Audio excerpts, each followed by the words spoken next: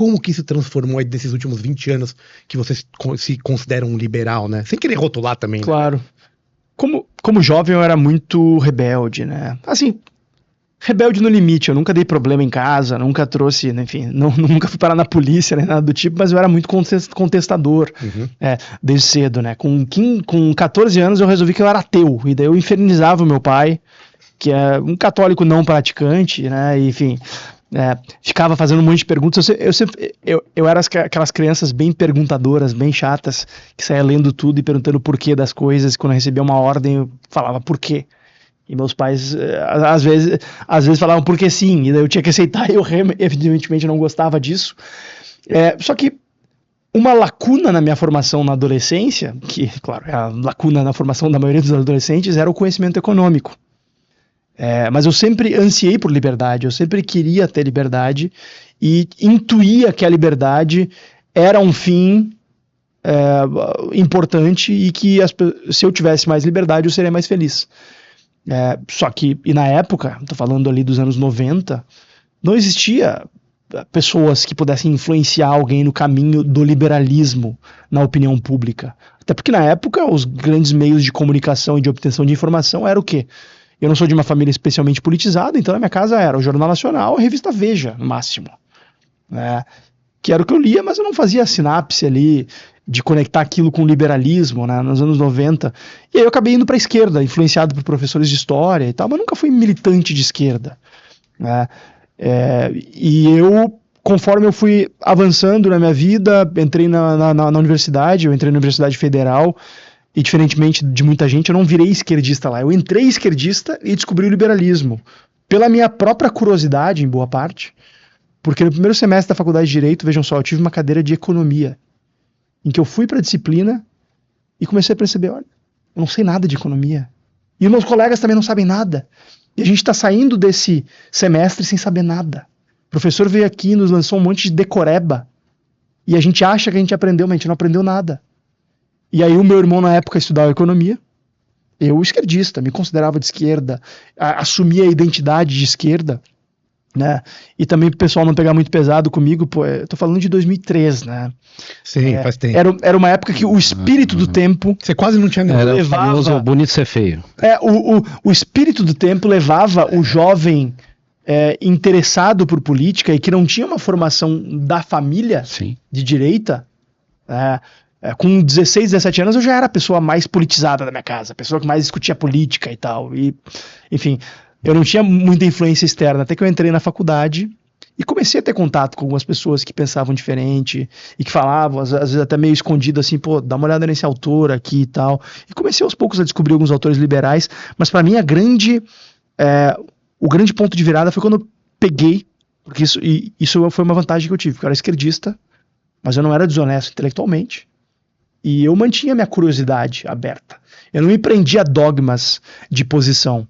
Boa parte dos meus amigos no início da faculdade eram de esquerda, e 90% deles me ostracizaram depois que eu deixei de ser de esquerda, mas eu segui.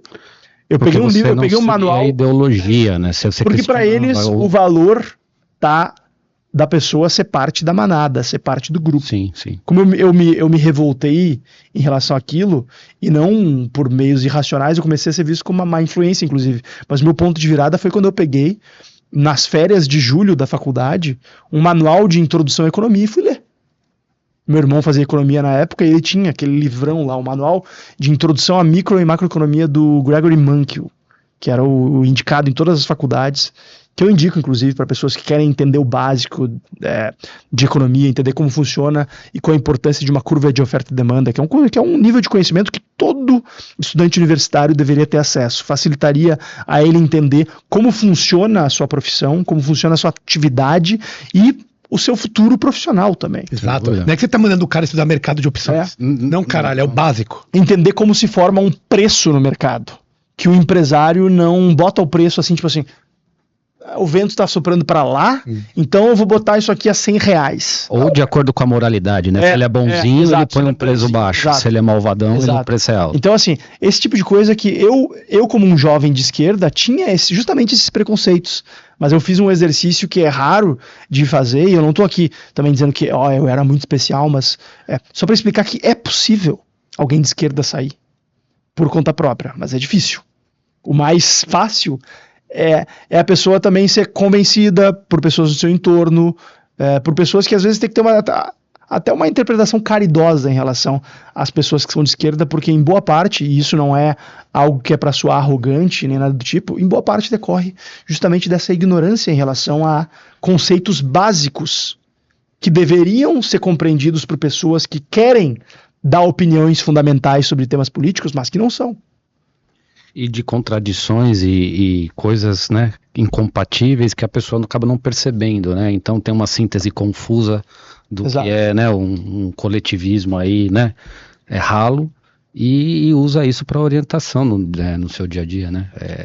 É isso, né? Exatamente. E hoje como que você se compara a esse garoto que foi ler o manual de economia e descobriu o liberalismo? Depois desses 15, 20 anos, o que mudou para você? Como que você se posiciona em relação a ele, ao liberalismo? E não só ao liberalismo, como em relação à liberdade?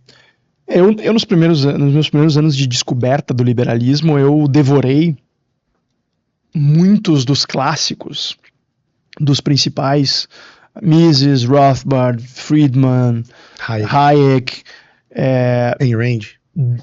Ayn Rand, eu li boa parte dos livros publicados em português e em inglês. Só eu li pouco dele até. Eu me ressinto.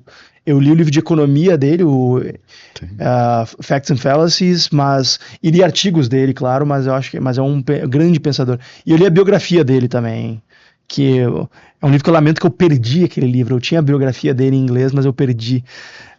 Enfim, ou seja, eu devorei muito dessa literatura, nessa minha sede por conhecimento, e inicialmente, também, novamente, o espírito do tempo, em meio ao governo Lula, que me deu uma indignação muito grande, né, de ver como as coisas aconteciam e ver que ao meu redor muita gente não estava enxergando e estava apática em relação àquilo. Sem dúvida. Que é um sentimento que é um sentimento que segue comigo até hoje, né, mas na época eu acho que eu não diria que eu era mais radical, eu sigo filosoficamente sendo bastante radical no sentido de ir à raiz da ideia, mas à época eu achava muito que era simplesmente fruto da falta de vontade dos agentes políticos e tomadores de decisão de fazer a coisa certa. Hoje eu entendo, e uma coisa que me ajudou muito também a entender, antes de eu entrar na política efetivamente, foi o estudo da teoria da escolha pública, que é uma área da economia que propõe uma análise não romântica da política, que é também conhecido como análise econômica da política, tratando o ator político não como muita gente vê. E o brasileiro tem esse paradoxo, né? As pessoas, no geral, odeiam político, não confiam em político, etc., mas eleição pós eleição estão dispostas a dar todo o poder aos políticos, sejam eles eleitos ou não eleitos, etc. É uma dissonância cognitiva curiosa. E o que a teoria da escolha pública explica é que as pessoas, quando estão na política, não são anjos que foram colocados lá. São pessoas. E tem que ser visto como isso. Nem como anjos, nem como diabos, mas como pessoas, indivíduos racionais, que buscam maximizar o seu bem-estar e diminuir as suas dores e suas perdas, e que agem de acordo com os incentivos que lhes são postos. E essa ideia de melhor moldar os incentivos, entendendo que as pessoas vão agir de acordo com eles, foi algo que passou a crescer em mim de que não, eu preciso me envolver de alguma maneira na política, no debate público, para ajudar a moldar melhor os incentivos, porque senão vai depender de pessoas como eu entrar lá e fazer. E eu nunca vou ser maioria.